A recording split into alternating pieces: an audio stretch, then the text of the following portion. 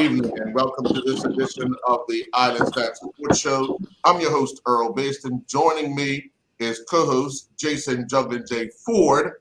And Jay, tonight we have with us members of the Bermuda Men's Senior National Tennis team that won promotion to the Davis Cup Americas Group 3, having played Group 4 round-robin matches and then into the semifinals and then the final to earn a spot. We're joined by James Finnegan, Tariq Simons, and Gavin Manders.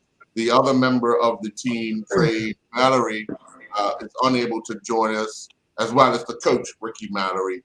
But Juggler, these guys prove to themselves they have what it takes.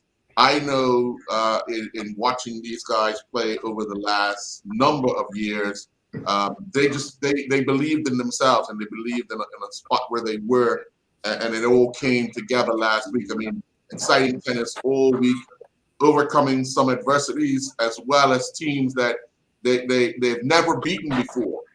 So to pull this off, I want to say first, before we even get started, congratulations, guys. Job well done. But now we move on. But let's go back. Gavin, as the veteran of the team, going into this, did you think this was one of the best, well-tuned team that we have put in? These guys represented us last year, but I think they were a bit younger. But doing that this time around, what did you think prior to the event? I think this team has the potential to be like one of the best teams we've ever had. I wouldn't say that this year we haven't come first before. So I guess at the end of the day, from a results perspective, you can say this is the best result we've ever had coming out of Group 4. It was a great week all around, great team effort. I think this might be from 1 to 4 the best team we've ever had, like from a depth perspective. And, we're always ready right now. Tariq's always ready. Trey's always ready. Finney's a great addition to the team with what he brings energy-wise. And with me and my experience and, now focusing on the doubles area and helping coach and, lead some of the team, I think we just have a really good mixture and harmony of energy going on right now. Tariq, going into this, you're the number one player in Bermuda. A lot is expected, and you're going up against the number one player on every other team. What was the mental part like for you? It's exactly what I wanted. I struggled with it in years prior, particularly last year. But I must say it was a bit of a motivating factor to go in this year with such a bar to clear. Personally, I know it's the best thing for my own growth to go up against the best players from other countries. So I was with it in that sense. And even as a making an achievement happen for my country, I'm just the type of personality. I think it's best that I go up against the better players. Just because I think that I believe in myself and I'm confident in my ability to squeak out different wins. And I mean, it really just matches the team, the layout of the team.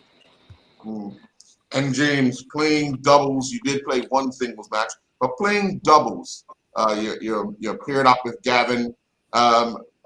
Your mindset going into this, knowing that, it could come down, each game could possibly come down to you and Gavin on the court. Yeah, I mean, that's kind of what we live for, really. So, couple of big wins out there this year. I got my first taste of it last year in Panama with Gavin, and I really enjoyed that. So, I mean, I think we went back into it this year mentality. We obviously knew we could win the group, but you got to work towards that the whole week. And we have good energy together on the doubles court. That's kind of the main thing you need. And then obviously just be competitive in the big points. And we did that pretty well. Got some big breaks when we needed to. I think we did what we had, and that's kind of why we got to that spot. Sure. Jay, you want to jump in? Once again, guys, want to say congratulations. Just looking at the makeup of your team, just listening to you guys with the youth and the experience that you have there. Let's talk a little about, you guys say you've been there before and you took some of those lessons that, from prior tournaments, Davis Cup tournaments, and applied them to this one. What was your expectations going into this year's one? Because after going through what you went through last year, what was the expectations going into this year? You guys want me to take that? Yeah, I mean, it's very well known that we considered ourselves one of the better teams in the competition going in this year, because last year it was a big group and we were split and we ended up in Group 4. So we went in knowing that we were one of the top teams in Group 4 and that we were almost favored. But that doesn't mean that there's not a job to be done when we get there. So I think that in terms of focusing in and getting the job done, being objective when we touched down in Trinidad, I think we executed that very well as a team. And the experience was next to none. I love the team. Yeah, I think just to put the history there, Jay, we've traditionally been in Group 4, and then the ITF made a decision, I believe it was in 2012, because some of the smaller countries were, for better words, struggling to put teams, not understanding the importance of Davis Cup across the board, and they decided that they were going to erase Group 4 and make everybody play in Group 3. So it's been a big Group 3 for a while now. With the reemergence of the Arubas, Nicaraguas, the Antigua and Barbuda locking back in, blocking off Cuba, who's normally there but in and out. Now that we've got the amount of teams again, they brought back Group 4, and we had 9 teams in Group 4. And that's where we traditionally have played. And we've been promoted 3 times in the history. This will be the 4th time. Usually, actually every single time we've been promoted to Group 3, we usually come back to Group 4 by the next year. So our goal as a team will be to erase that, let everyone know that we are now a Group 3 team. And, that's our goal now, moving into Group 3 and actually showing that we belong to be there and not a group traditionally like a Group 4 team. So that's our goal now, is to show the rest of the region we went undefeated, which we haven't done. And now those guys need to be watch out for us in Group 3, because we got a young squad and we're only going to get better every year. So for us, it's now letting Group 3 know that we're here to stay. Name some of those teams in Group 3 that you'll be looking to, let them take the drop. You're looking at Costa Rica, Bahamas, Panama, obviously Aruba Honduras, who came up with us. I want to say Jamaica moved up, I think. I'd have to go look at Puerto Rico, who it was. But Paraguay was in there, Venezuela was in there, Jamaica was in there, Guatemala, Puerto Rico. But I believe Puerto Rico and Guatemala already came down. But to be quite honest, we haven't looked at who we're going to be playing yet. We just slipped up. I mean, we literally got a small bit of celebration, and then we all dipped out and went different directions. So this is the first time we've seen each other again. James, let me ask you, as a team, when did the belief start that you guys could be promoted? I mean, from the very first day, I think, even before the competition started. I mean, we're a team which I really like to be around these guys. I mean, we had the same team last year, so we have that bonding chemistry, which has kind of always been helpful for us.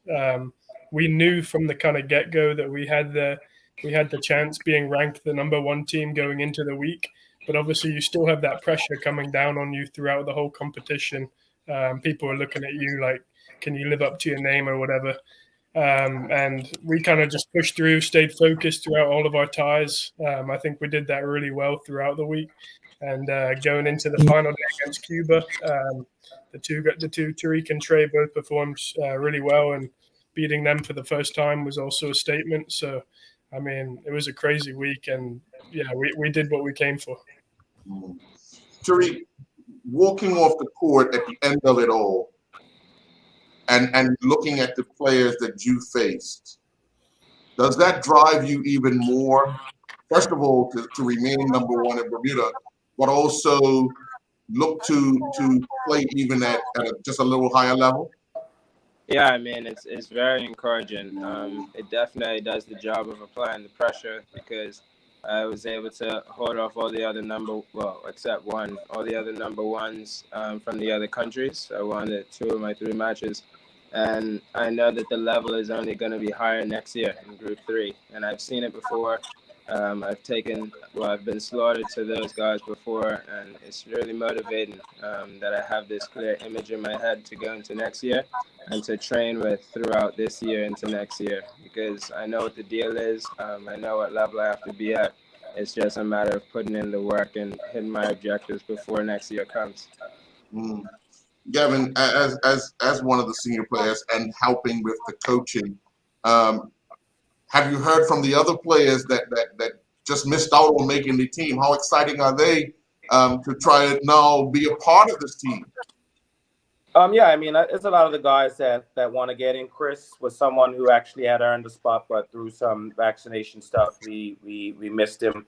I haven't really spoke too much with him. It's just been a lot of congratulations. Look forward to when you guys get back.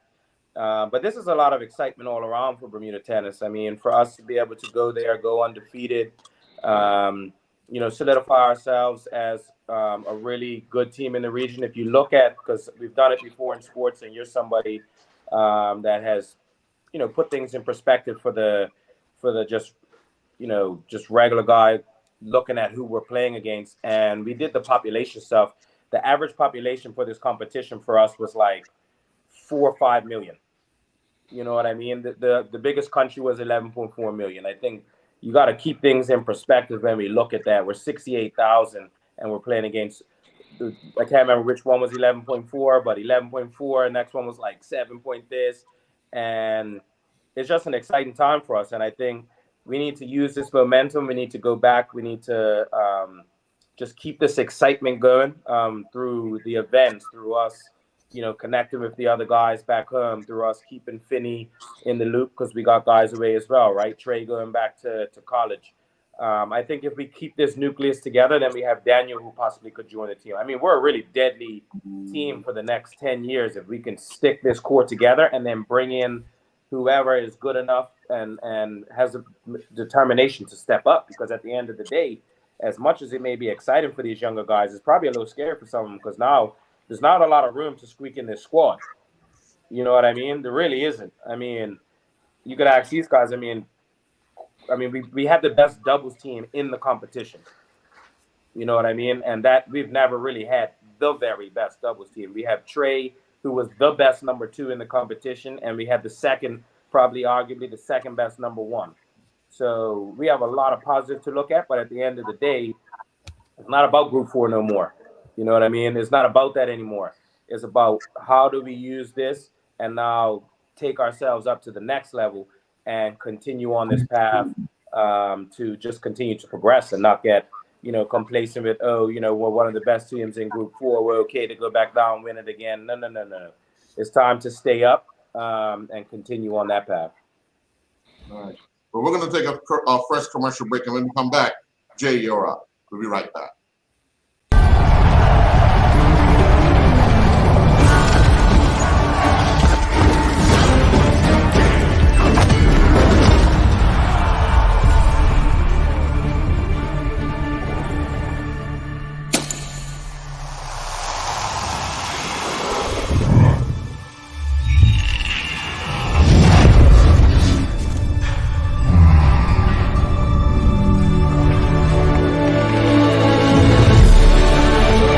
Putting down the weapons.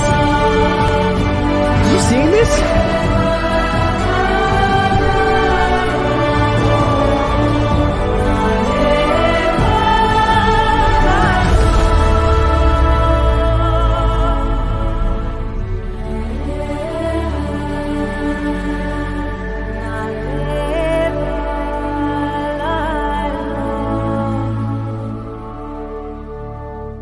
Welcome to the new bulk store, Lindo's Next Level. Wake up in the morning with enough coffee to keep you running throughout the entire day. Your pet at home deserves the best. Stock up on dog food to keep your puppy happy. Need a quick, tasty lunch at home? Your chicken nuggets will be jumping right out of the freezer. What's a movie night without popcorn? And welcome back. Jay? Well, guys, I love to hear the hunger and the passion you guys have, not only individually but collectively as a group. I just want to just tag on a little bit what you were just saying just now, Gavin, as far as Group 4 is done, now it's Group 3.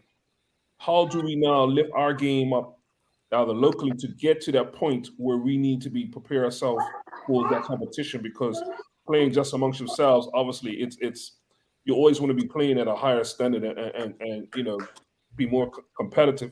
How do we are we traveling more to other events? How do we get to that point without telling everybody all the secrets? But how do we improve our local tennis for you guys to get to that level? I mean, yeah, I think more resources, you know, a little bit more funding that goes into some of these guys. I mean, obviously, Finney's overseas right now, so he's kind of in a different situation. But for him, it would be to stay active. Tariq, he's with me most of the time. We'd love to get him off the island a bit more, but with COVID and the vaccination statuses and all that, that's a little bit tricky. But the truth is, we just stick on the same path where all these guys are getting little tastes. Trey's in college playing at a very high level. We have the MTM Academy back home that's really driving and getting 5-6 days a week of training. I think the addition that we would need would be to just get off the island here and there so that someone like a Tariq could see that speed a bit more, so he doesn't have to adjust when he gets there. But at the end of the day, it's going to be resources and some funding for the players that are at home locally.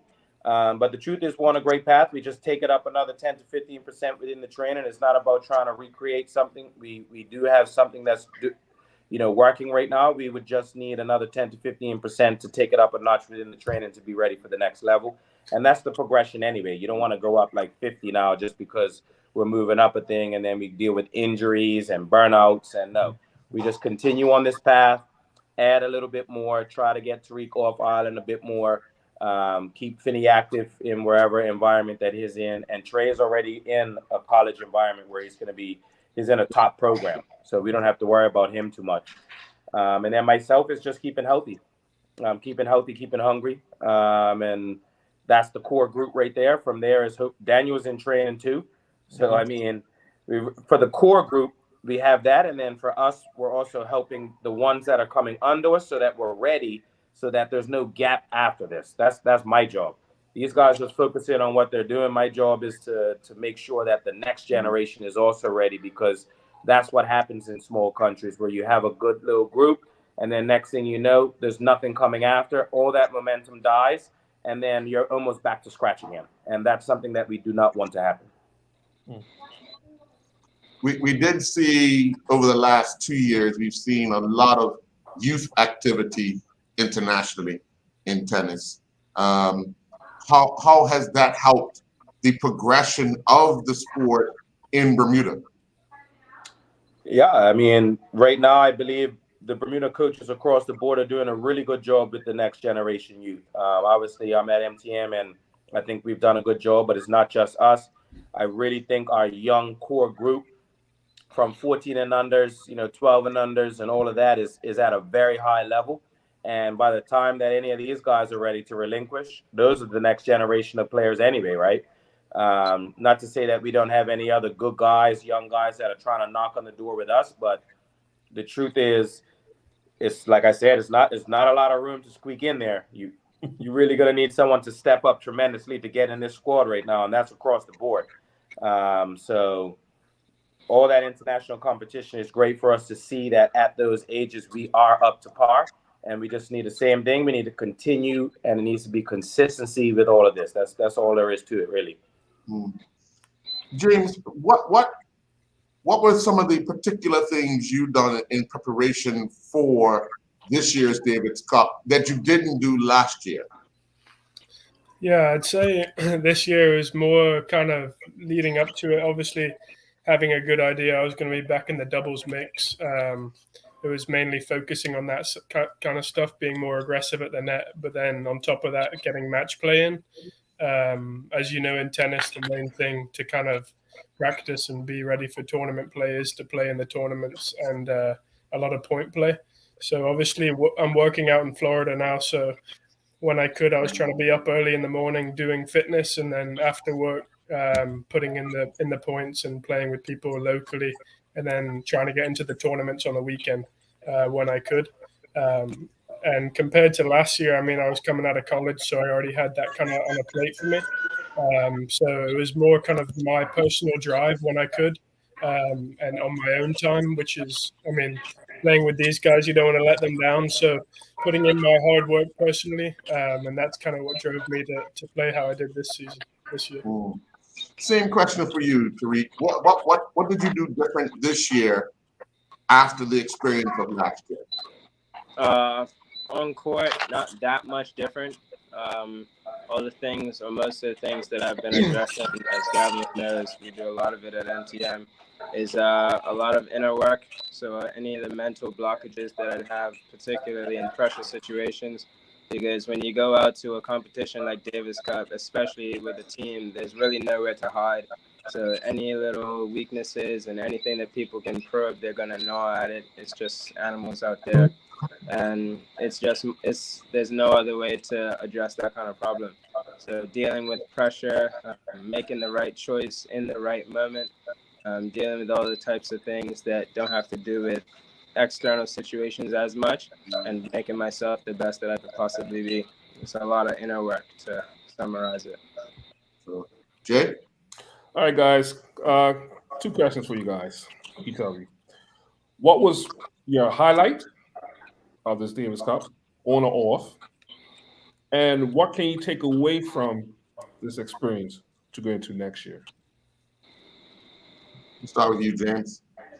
Yeah, I mean, I had a couple of highlights, I think, this trip. I mean, I think me and Gavin's win against Antigua to clinch that, it gave us quite a bit of, that was our second win of the group, and took a bit of pressure off, as we knew we were going to be playing for promotion on the Saturday by winning that tie. And then another highlight was obviously watching the lads get the big win against Cuba, supporting Tariq and Trey on the sideline. I'm very much about the energy whilst also not on the court. So pushing these guys through their matches, and that was probably the 2 highlights for me. In terms of going into next year, it's just staying connected with the group, keeping on doing what I'm doing, keeping that drive, which I know we all have. And looking forward to another year. Gavin? I'll let Tariq go first.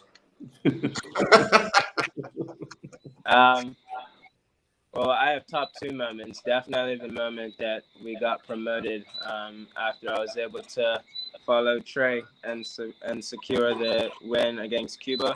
I hit a backhand volley, which I usually miss. Well, I used to miss.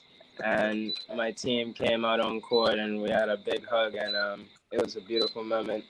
And definitely, as weird as it may be, the team breakfast is, the energy is just so pure. It's the calm before the storm. We're all just laughing and having a good time, and the energy is just different on our table than it is for the rest of the teams. Being from Bermuda, we're just smaller, we're closer, and we had a good week anyway. So for literally every day, it was just brilliant. And the main motivation is impacting a lot of people, what we do in tennis in Bermuda, especially on an international stage, for people to see that type of thing. And it's really motivating to know that I can go do the same thing at a higher level with my team next year. Gavin? Yeah, I would say the highlight for me is just being there and playing my role within the squad. It's not one specific moment that I can say that I highlighted. Just at this age, being able to, have my body ready, my mind ready to just spend the time with these guys. Like Tariq said, we truly are closer than every other squad. I'll tell you, you know what? I do have a highlight. We were at dinner, and we were having our team meeting at a dinner. And this was, I think, after we beat Honduras. I don't know if it was the correct night, but we were having a special dinner. We ended up getting sushi, and it was a nicer dinner because we were on a high, and we had a rest day the next day. And there was a lady behind us who had flew from Antigua and Barbuda to be there for that team.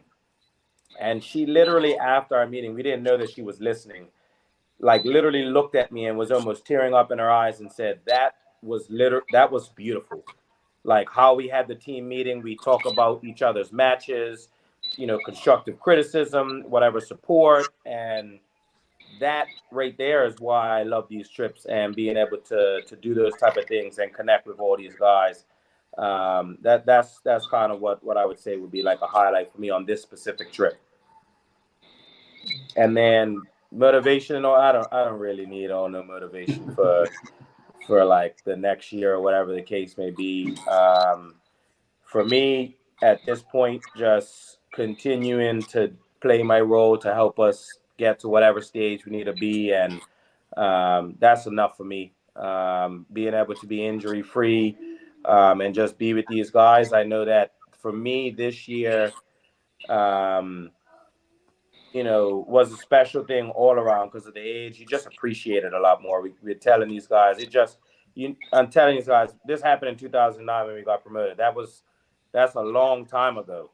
And when I got promoted in 2009, I thought, yeah, you know, we guys are going to do this. You know, hopefully we stay in 3. If we come down, we're coming right back up. Here we are 13 years later and just about experiencing it again. So just telling these guys, cherish every moment. You never know if it's going to be your last. I don't care how young you are, injuries, doesn't matter. Just truly appreciate this and use this to just, you know, kind of take yourself to the next level mentally and just be ready for whatever comes. Gavin, before we wrap up, if you guys sum up having someone like Ricky on the sideline as well. Yeah, I mean, Ricky's a lion, bro. I mean, he's been there, good experience. You know, right now we're like doing a mixture because obviously Tariq's my student, so I actually coach Tariq when he plays, and he coaches Trey when he plays, and then he coaches the doubles. But just having him and his experience there as well. At the end of the day, having somebody with that type of motivation, that type of determination, that type of drive to be as good as he was in 2 sports is just, you know, his energy is contagious. You do have to be ready for it because it is pretty, you know, pretty strong. But we're all strong-minded individuals. There's no one on the team that can't handle that type of stuff. So I think we just have a great blend. I mean, the harmony, like I said, the lady teared up when she said she heard us, and it's all different personalities. Tariq's different, I'm different, Finney's different, Trey is different. I mean, Trey is the opposite of Rick. He's quiet. You know what I mean? You know, his meeting things is, yeah, you know, just a great job, guys. You know, and his energy is just so calming, right? But he even came out of his shell this trip again. So, yeah, man, it's just beautiful to have everyone there. And Rick obviously plays an intricate role in what we do. And, you know, it's another piece to the puzzle. Yeah. Well, again, guys, I want to say congratulations. Job well done representing this country. And next year, another job to do. Another job to do, as you guys have all indicated, that, you know, you want to make sure that they understand in Group 3 that Bermuda's here to stay. Thank you very much. We're going to be joined after the commercial break by coaches from the Bermuda teams that represented Bermuda at the Super Cup Northern Ireland tournament. I believe it was a week and a half ago. But we'll be right back. Thank you, gentlemen. Thanks, guys.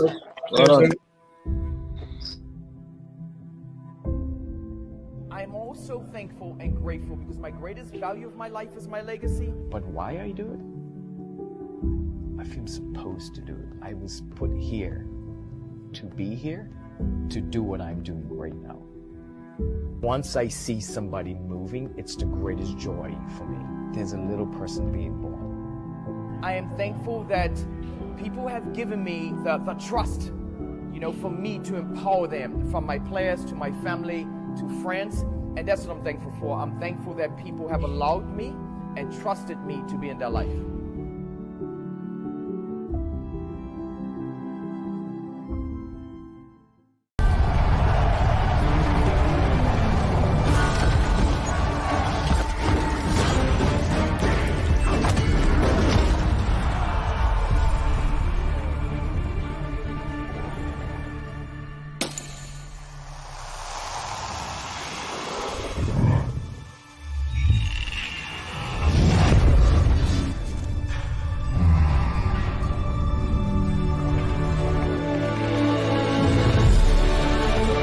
putting down the weapons.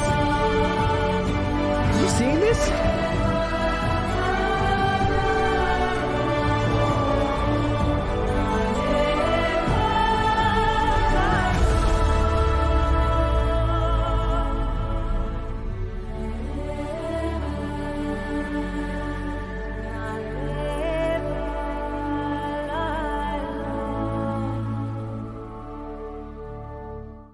Welcome to the new bulk store, Lindo's Next Level.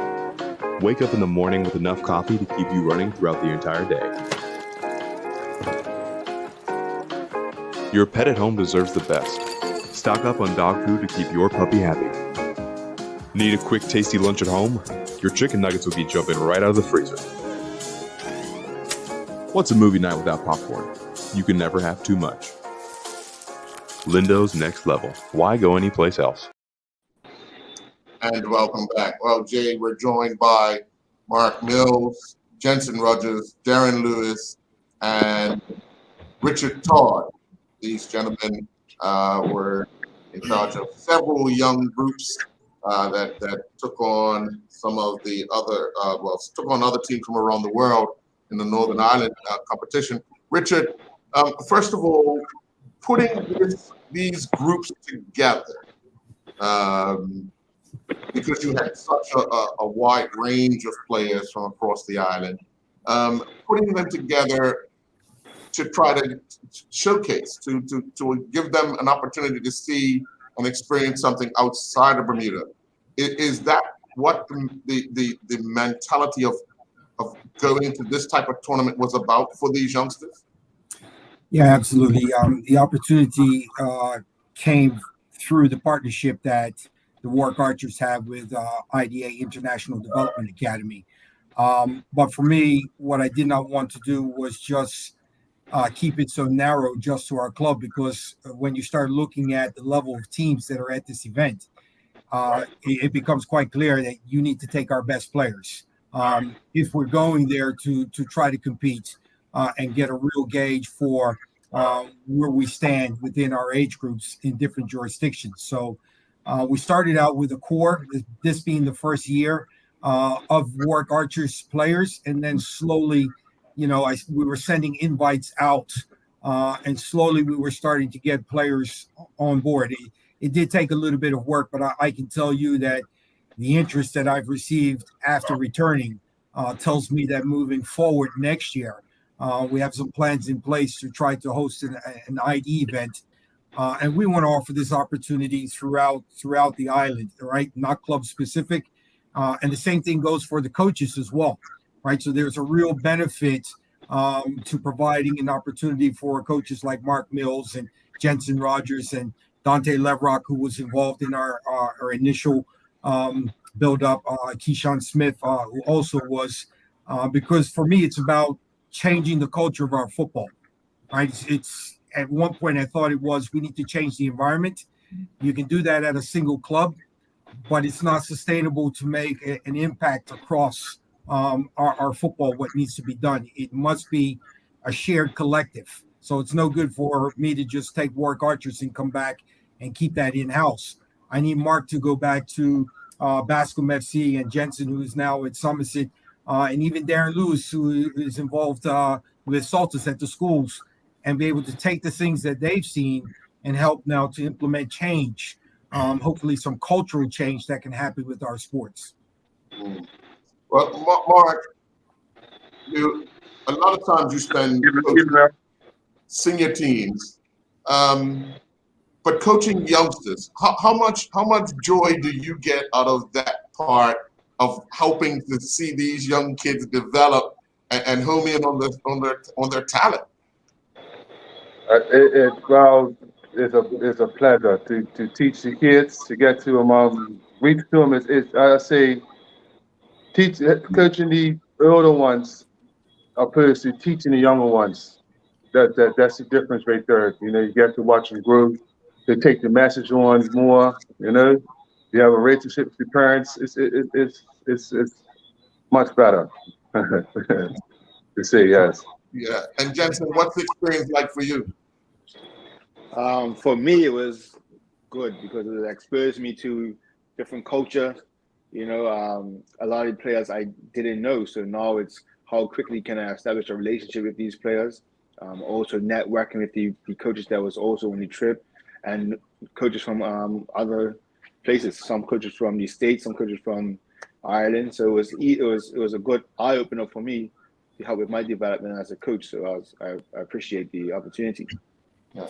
And Darren, as somebody who I guess Richard allowed you to oversee and ensure that everybody was in the places that they needed to be. It's something that you do all the time. You make it look real easy, but how challenging was it for you to ensure that everything worked like clockwork? Well, it was a challenge, but I knew what I was signing up for because, as you said, I've done this a few times over the course of my career. And Richard reached out to me. I really wasn't planning on going, and I just said to Richard, look, man, if you can't find anybody else, then give me a call back and I'll see what I can do. And Richard, called, and I knew what Richard was doing was a big undertaking with 3 teams, not just one. And for me, it was about the youth and giving them the exposure. Richard and I worked together at Salters. So we operate on the same sheet of music as far as details concerned. But like I told the guys, and I had some good conversations with Mark while we were over there, all of this stuff is in the preparations. The more time you put in the preparations, then the more successful you usually going to be at the event. So for the 3 weeks prior to the trip when I came on board, Richard and I spent some long hours in my office just going over detail after detail after detail just to make sure that things ran as smoothly as possible. You have to be in control of the stuff that you can control because there's going to be surprises. And those are the things that you have to be prepared for if you've got the other things on the manners already. But one of the challenges I would say is that not being in control of the transportation piece. So we couldn't move when we just wanted to, when we wasn't playing. And also meal times, you had to go according to what the cafeteria was doing because they were preparing for hundreds of kids, So that was a challenge for me because when the kids are playing, where they are, they're on the field. But when they're not playing is when you have to have things for them to do because, an idle mind's a dangerous mind when you're coming to 60 kids, So that was a challenge for us. And as a whole, it was a long 2 weeks, but I knew that going in that there would be long days and short nights, and but the main thing is getting the exposure to our kids. And I think it was an invaluable experience for the coaches like Jensen and Mark and Richard has said already. And for our kids to see, what the level's like and the physicality. That was a big change for us. Anthony Francis would have ran out of red cards, man, in the first half. He was, but so that was all a learning experience. Jay?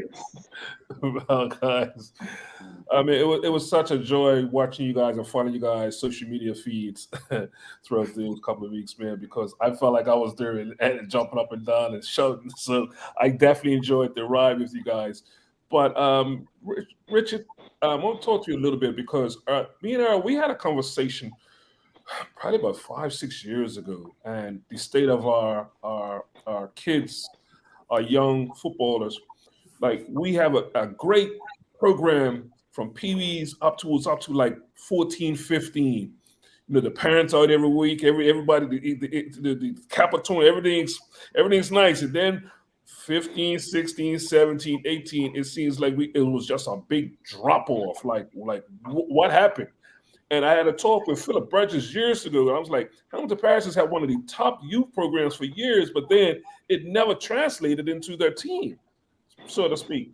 But Richard, I want to go to you because I know a lot of the time when you spent in Alabama doing a lot of these tournaments, these youth programs, what was some of that structure that you brought back here and to try to help fill that void? Because I'm pretty sure, obviously, all you guys saw this void that I'm talking about.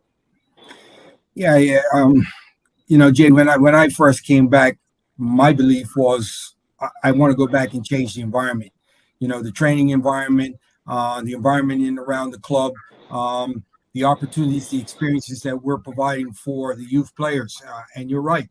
I'm working out of a knowledge base of the time that I spent within the United States. But I'm going to tell you that a lot of that is already become outdated, right? So we are really working, to catch up. And one of the frustrating things is that you're constantly telling the players, this is not good enough. This is not good enough. There is a higher level outside of Bermuda. Whether our players choose to respect the United States and the level of football, but you count the last time that they've missed out on a youth World Cup or a World Cup, and you look at the things they're doing. They're playing good football over there, and we saw that with some of the U.S. teams that we ran into, right? So my huge focus was on changing the environment. But the problem is that you can tell the players this, but unless they have a reference marker, Coach, we don't see it. We haven't been there. We haven't experienced. We don't see it. They don't have a visual. So it's very hard for them. And I find that as a coach, and I see lots of coaches very similar to me, we have to coach at a high level of intensity. That you are exhausted by the time the session is done because you're constantly trying to drive your players at a higher level. That was the main objective of this tour, is that we need to get the players outside so that they can see for themselves the things that we're telling them. So, it was a balance really, Jason, in the preparation with trying to tell our players we have to raise the level, but also trying to instill in them confidence that we can play. We have talent and we have ability, right? But I think the difference that you're asking for, what happens beyond the age of 12, comes down purely to the amount of time, the amount of training time that those players are experiencing. So up until about 12, we're probably competing on an even par. But when those players in overseas, 13, 14, 15 and above, these guys are training, 3, 4, 5 times a week, right? So it becomes a simple thing of math and number of hours. Okay, so the work that we're doing here is not enough. And I think that's where we need to spend our time and energy and driving, is improving the grassroots level, improving at the club level, so that when the players arrive at the National Academy, they're more prepared. And I think that our model is a little bit outdated for us. It served us very well when Broadley started it up. The clubs are not really doing well. The National Academy was bringing the players in twice a week. But what I find now is that as the clubs are now starting to grow and want to improve and say, we need to have our players 3 days a week. We need to implement skills training. We need the physical, the performance training. We need to do mental conditioning, nutrition. We're now competing with the National Academy for our own players. So I think that it's not sustainable for us to continue to just drive with a small group at the national level. We got to go down into the clubs, into the grassroots, and make those programs better. That's why, again, I go back to, it's important that Mark and Jensen and Darren and the others saw what I saw, so that we can come back and duplicate. And now when I'm playing against Mark, I'm expecting he knows that level and that standard, and he's pushing his guys, that much further. So I think that's primarily what it comes down to, is just we have to increase the training loads and the time we're spending with our players. Well, we're going to take another commercial break, but when we come back, Mark, I want to ask you and Jensen, getting to know these players as quickly as possible and your expectations for them when you had them out there in Northern Ireland. We'll be right back. Welcome to the new bulk store, Lindo's Next Level. Wake up in the morning with enough coffee to keep you running throughout the entire day. Your pet at home deserves the best. Stock up on dog food to keep your puppy happy. Need a quick, tasty lunch at home? Your chicken nuggets will be jumping right out of the freezer. What's a movie night without popcorn? You can never have too much. Lindo's Next Level. Why go anyplace else? I'm also thankful and grateful because my greatest value of my life is my legacy. But why I do it? I feel supposed to do it. I was put here to be here, to do what I'm doing right now. Once I see somebody moving, it's the greatest joy for me. There's a little person being born. I am thankful that people have given me the trust, for me to empower them, from my players to my family to friends. And that's what I'm thankful for. I'm thankful that people have allowed me and trusted me to be in their life.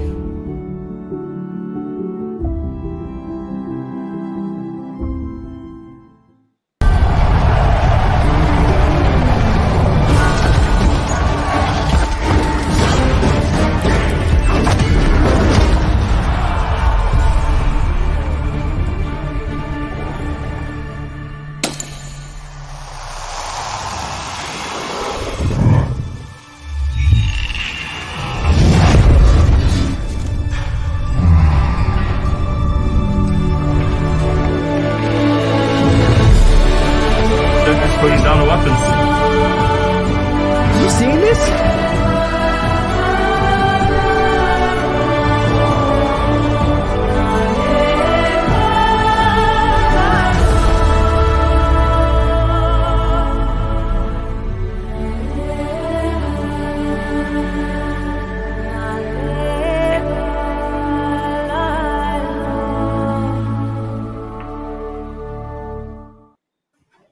Welcome back. Mark, getting to know these players and then your expectations. Getting to know the players was kind of fun actually. Half of them were basketball players. Then initially we had 2 Dandy Town players, one dropped out. Then the rest came from work artists. So getting to know them boys, it took maybe about 3 weeks. We had good training sessions, good GM sessions. It was fun getting to know them. Let's put it that way. I think it took us it was me and Dante Levrock. We was alternating, Coach Dante. But not until we got in Ireland, Northern Ireland, we felt like that group when we was in the parade, the day of the parade. We felt that bond, like we reached. The expectations was to compete. Yeah, we was going definitely to compete. We got an awakening on the first game due to the intensity and the physicality, but we went to compete, and it was a good experience for the boys. We had a good experience. By the time we got to the third game, we was able to show them what Bermuda was all about. But I say them first 2 games, it was like a culture shock for us, really, real with intensity and physicality. Everything was sharp, and we had some boys for half our boys' size, and they was physical. Yeah, it was a culture shock. Even the refereeing, like the standard of refereeing wasn't it wasn't what we expected as coaches. Coming from our refereeing on the island was better than that. So, but it was a good experience, and the expectations. I feel we met the expectations, given that we take the same group. If it's a repetitive situation, taking the same groups again, where we get continuity with, I think we'll do much better. Jensen? For me, getting to know the boys, I had the joy of working with Detroit at Robin Hood during the under-23 league season. So I got to know a lot of them through their matches and through training with Robin Hood. And the expectations was, like Mark said, to be competitive. Let's go out there and let's compete in matches, and then if we have a bad result, how do we improve for the next match? Because it's not all about winning. You actually want to win, but you want to improve. You want to see improvements in every match. So like our first match, we lost 4-1. And I had a conversation with the boys that evening. I said, listen, we're never going to lose 4-1 again. And I believe that we can improve. And after that, I believe our next game we won. We came from behind 1-0 to win 2-1. And even the games that we lost after that, it was 2-1 or 2-0. It was never by a big score line. So that's the improvements right there. That's what we wanted, to see if we can step up our game in time of need. A lot of the players there were younger than a lot of the players that was for other teams. So in the under 18s, we had a lot of guys on our team that was 16. But they were competing with guys that was 18, so we looked at that aspect as well. Dude, next time when these guys are a year older and they go into a tournament like that, they'll be more prepared, and then they'll probably step up to the level even sooner. You know what I mean? But small steps, and I was happy with what I saw from the guys. They all improved. Every single player improve. I feel I even improved as a coach, coaching decisions. How do we make changes with the challenges that we were facing? Like Mark touched on, the refereeing. Sometimes it was stuff off the field, fans or players, stuff that we needed to accept the challenge and then make the adjustments. And I believe every player and coach did that. Okay. Darren, since you are the elder statesman here, can you speak to what these type of tours do? I've said it for a while. One thing we've been lacking over the years from the local clubs due to lack of resources, the clubs, cricket and football, used to do a lot of tours, right? Especially for camaraderie amongst the players and whatnot, but also to get a higher level of competition. So what does like a tour like this, what does it do for these youngsters? Well, every kid that traveled will never forget this. This will be a highlight in their life. And I find that the tours that I've been involved in, from my days at Spice Valley to the BSSF selects that we've taken and Salters teams, that's what the kids usually respond back to is, never forget, when we traveled here, this is what we done. And what Richard touched on earlier is we have to get these kids off island to be exposed to greater competition if we are to raise our level. With these kids playing against the same kids week in and week out in the domestic, it's not going to do it. So right now, I'm a firm believer. I love a tour because that's where you really test these kids, and not just on the pitch. When they got to go to the cafeteria and they're eating the same food every day and they're looking for mama's cooking. That's not happening. And I was trying to tell them, look, this is where you have to now open your palate, because when you go to college, you're in this environment as well. When you're in other tours, sometimes the food is even worse than what we had there. So you spent a lot of time in these trying to explain to these kids, they have to be creative when they eat, because they need to eat in order to have fuel for energy. So that became a challenge too after about, the first week, when, they're looking for different variety of food, but, there's not a whole lot. And I'm trying to explain to them, when they're cooking for mass people, it's like going up the regimen. You're not going to get mama's cooking. It's, it's mass production. So those are all things that these kids will remember, making time, being on time, those types of tournaments, you have to walk out on the field, proceed out with the referees and all, and it's organized. And I try to explain to them, time waits for nobody, so we have to be able to be there on time to make this, this event or this match or whatever. The bus, when the bus comes, because the bus is picking us up, taking us to a match, dropping us, and then going and pick up another team going. So we are late. That just, it's a snowball effect. So all of that is a learning process. So a trip like this is not just what they get on the field.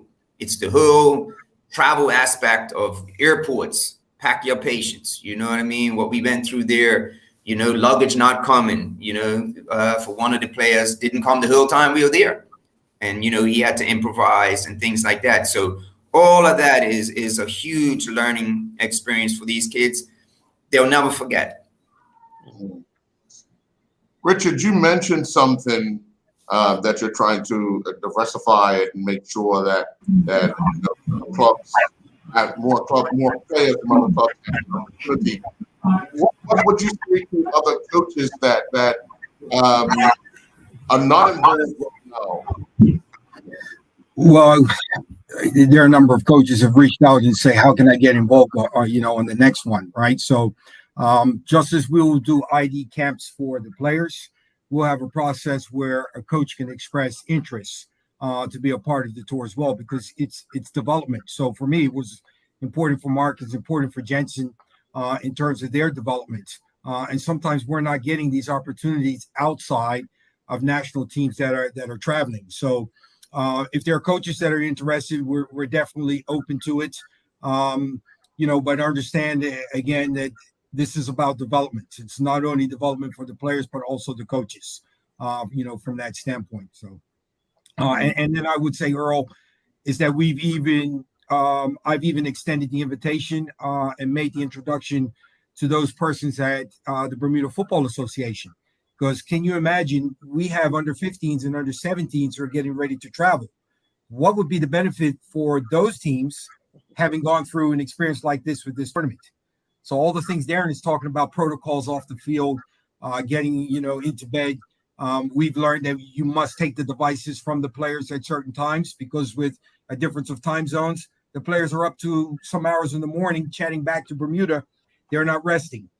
They're not hydrating properly. We were having issues with cramp, and then we're finding water within the rooms where they've taken the neck off the bottle and thrown the rest into the trash. So no wonder, diet, nutrition, rest, the timekeeping. These are the things that I think start back at home with the parents, enforcing and implementing. Players have to learn how to eat properly, how to eat to fuel for performance, how to eat, for recovery. They must rest, in the downtime, get your head down, lay down and rest. And again, as Darren said about eating, right? You got to eat. You can't go on the field and play off of a slice of toast, right? So it's all of these little things that we need to work to implement. Mark spoke to the physicality, the pace. And again, Jensen talked about the first two games that it took our players. By the end of the week, you can see our players were now in their element, and they understood. It did not matter how technical and how good these teams were. The level of consistency, the level of intensity and commitment that they brought never changed. It never changed. We have moments. We lack consistency at times. We would be leading games in the first half, allowing teams to come back into the second because we just didn't know how to play all the way through. So I'm hopeful that those lessons stay with the players. It's now up to the players, the coaches, all of us to come back here and try to initiate change in the culture of the Bermuda football, right? Because as a coach, we have a philosophy. This is how I play. I've had some success here on the island, but I had to learn you got to make some adjustments. You got to change when you're going into different jurisdictions. So when you're playing those Northern Ireland teams was a different level. We were fortunate we played a team from Mexico. That's a different style. Okay. And so this education, I think, is important to help us to keep moving forward.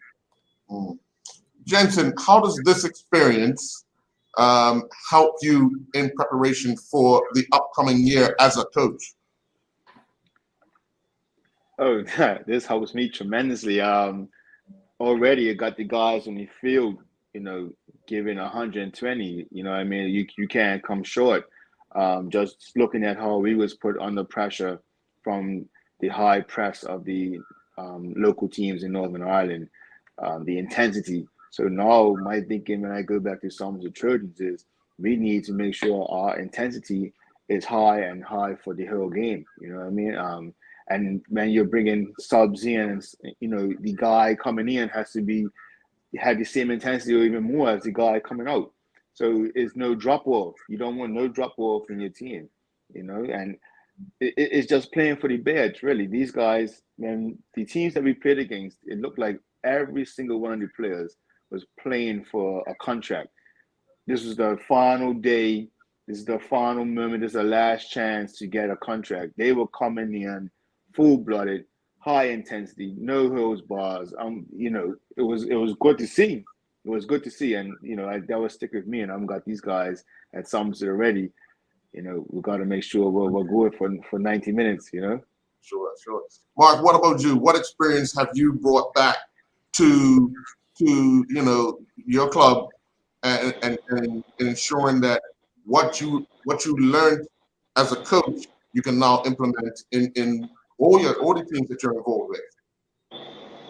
Yes, just like as Jensen said, the main word intensity, because I have a saying that we have a Bermudian, even how we walk as Bermudians is casual.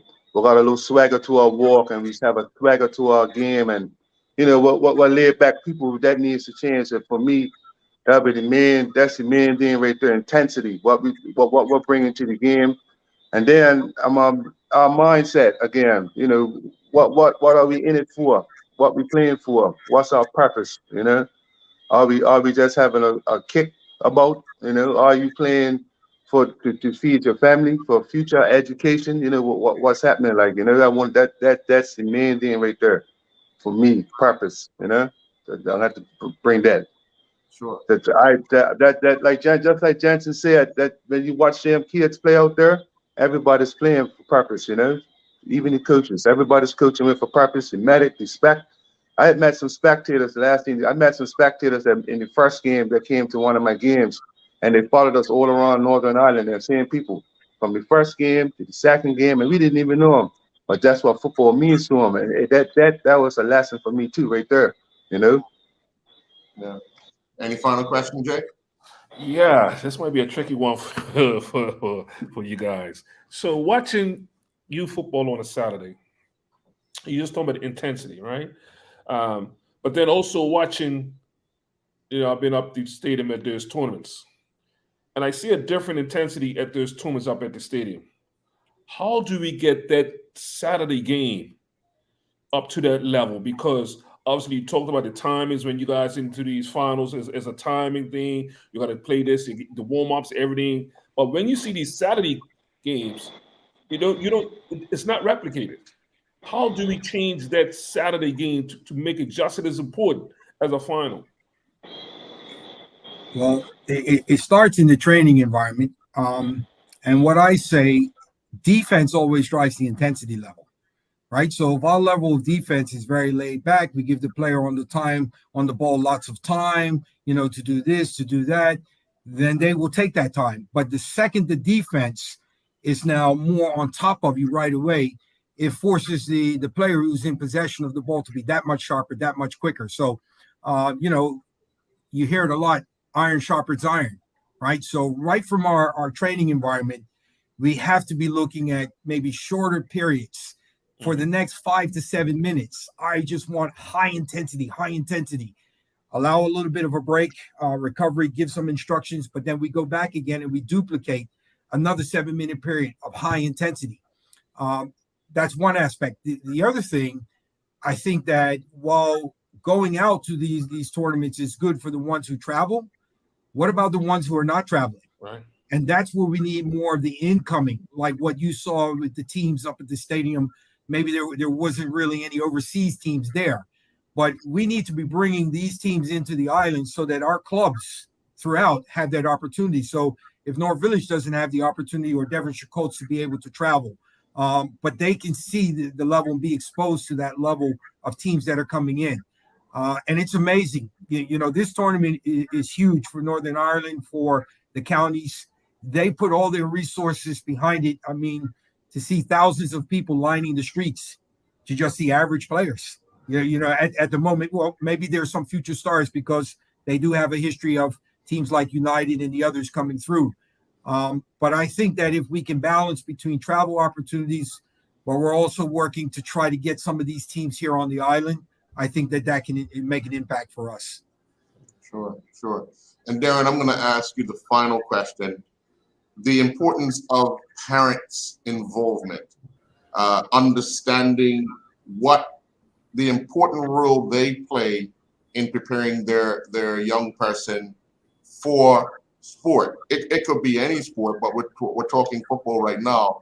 We're talking nutrition. We're talking all the small things that can help that you guys faced when you were in Northern Ireland. So how important is it for the parents to understand? I think, and Mark touched on it, our culture hurts us a bit in that, because we are laid back and things like that. But as a parent, the commitment has to be a full commitment that their child's going to put into in order to get to a certain level. And what in Bermuda, we get spoiled because, we get to a certain level on the island and we're in the, we're on Island Stats or we're in the Gazette or whatever the case may be, and we think we made it. But there's a huge world out there that we need to expose these kids to.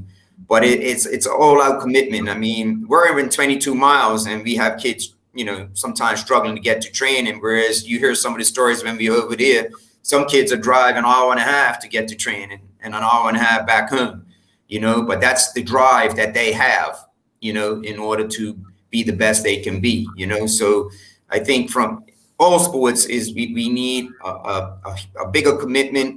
What I've seen too with our youth, the ones that leave us and go to boarding school and then they come back and say, my kids improve this. Well, they have to, because they have no choice, because they're training 5 to 6 times a week, you know, so they have to be there. When you're in Bermuda and you say, look, we're going to train twice a week. Well, they're calling and saying, well, I can only make one because I'm doing this, I'm doing that, doing it. You're not going to make it like that. You know, you need an all-out commitment in order to reach your highest potential. We have a lot of talent, a lot of natural talent on this island. And that's no secret. We know that. We've seen it. But like Jason was saying earlier, when we get to 12, what happens after that? Well, that's what happens. We lose that commitment. We lose that focus. We lose that drive. You know, there's the cell phones, the social media, all of this is playing a part in why these kids are not, you know, fulfilling the potential. And we're seeing big success on the kids that leave us at a young age, the Johnny Burchells and those guys, because of that, because they're committed, fully committed, you know, and, you know, my goal is to try to improve and raise the standards here locally so we don't have to lose kids overseas in order to reach potential. But it's an island thing that we have to, you know, embrace all of the sporting bodies and put the time, the financial commitment, and in order to really reach our potential. But, you know, it's a coach or a club, a parent, and the kid itself. It's a whole, that triangle that has to work together in order to produce excellence. You know, raw talent will only get you so far. And we played against guys. There was one guy that played on Richard's son's team, Isaac, who's Cristiano. He signed for Atletico Madrid. He's 12 years old. When he left for Northern Ireland, he was heading Spain. We played against guys that had just signed for Leicester, guys that played for MK Dons first team the week before the tournament. And if you look at the list of players that came through this actual tournament, I mean, the list is long with first-class, world-class players. So this was a great tournament for these kids. And hopefully a tournament like this drives them to put in the extra time, put in the extra training in the weight room, the nutrition piece, because all of that, you know, has to be in place in order to reach potential. Sure. And my last thing I'd like to add, though, because I think I missed out on this, but our teams were complemented by the university we stayed at, their staff, the cafeteria staff, the buses that we were on, as being the most well-mannered, most behaved team that was there. And I like to commend the parents and the kids for that. We did stay on them, but that's what we have to do. And that's a big part of what Bermuda's about.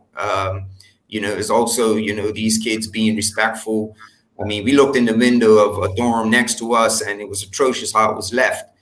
Before we left, we made sure we did room checks, you know, kids, okay, you're emptying your trash, we're straightening things up, because we have to have a respect for those that are coming in. And those are all life lessons off the field that hopefully will stick with these kids as they go into adulthood. Sure. Well, I want to thank each and every one of you for the job you're doing and you have already done. I believe these kids that had this opportunity will have life memories and would want to improve next year. And if they tell a friend, who knows, you might have 4 or 5 teams next year. But that's what you want. You want to be able to grow things in order to help us here locally to improve. And then we were able to match that. All right. Thank you, Earl. We appreciate your coverage as well. You know, that was important for us during the tour. And like you said, Jason, it made everybody feel like they were a part. And that's what we wanted, right? So I would just leave anyone who's listening with these final words. Talent alone is never enough. Hard work beats talent when talent doesn't work hard. And if we can understand that, we can go a long way with what we have here. And with that, we say good night. Thank you, gentlemen. Thanks, Thank guys. you. Thanks.